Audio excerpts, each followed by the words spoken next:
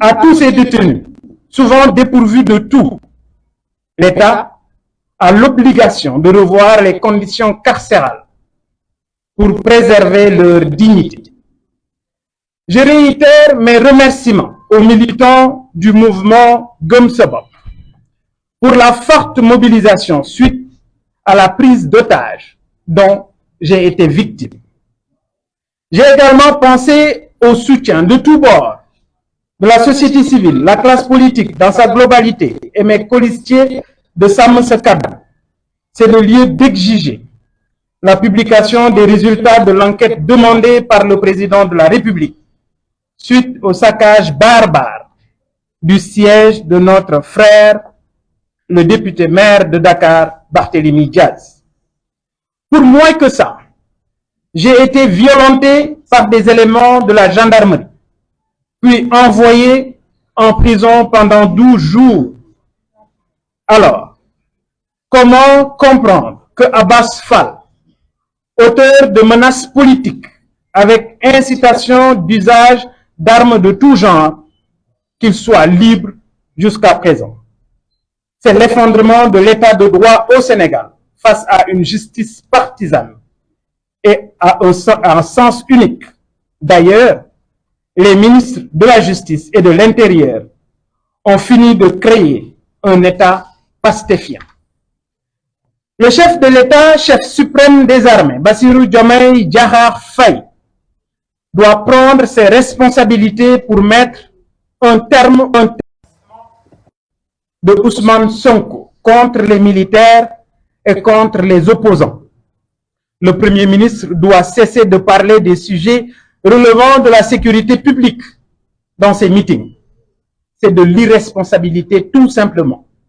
Toutefois, nous tenons à dire aux Sénégalais qu'il n'y a jamais eu de rapport qui incrimine un général de l'armée. C'est faux. Tout comme il n'y a aucun compte bancaire contenant 1000 milliards. C'est également faux. Retenez juste que les mensonges d'hier, ceux d'aujourd'hui et de demain sont totalement faux. Ousmane Sonko met le pays en danger. Notre économie s'est écroulée. Les institutions sont fragilisées. L'image de la justice est balafrée. Le Sénégal touche le fond. Face à toutes ces crises, le président de la République doit prendre ses responsabilités. Alors, pour sauver notre pays, le 17 novembre 2024, le peuple sénégalais doit accorder la majorité à la coalition Sàmm Sa Kàddu pour corriger l'erreur du 24 mars 2024. J'en profite pour remercier les Sénégalais de la diaspora, la communauté chrétienne, les familles religieuses et particulièrement le khalife général des Mourides, Serigne Mountakha Bachir. Je remercie les lanceurs d'alerte, nos forces de défense et de sécurité, notamment l'administration pénitentiaire. J'adresse toute ma reconnaissance aux militants du mouvement citoyen Gëm Sa Bopp qui ont porté le combat dénonçant cette prise d'otage dont j'ai été victime sans jamais baisser les bras. Mes remerciements sont également adressés à toutes les organisations de la société civile sénégalaise, sans exception, à toute la classe politique dans sa globalité, à mes colistiers de Sàmm Sa Kàddu, aux Sénégalais de la diaspora réunis autour de ATEL et de leurs alliés. J'associe à ces remerciements toute la presse sénégalaise, les correspondants des médias étrangers, les lanceurs d'alerte, nos forces de défense et de sécurité également. Je remercie très sincèrement et j'encourage le personnel du groupe des médias sans exception.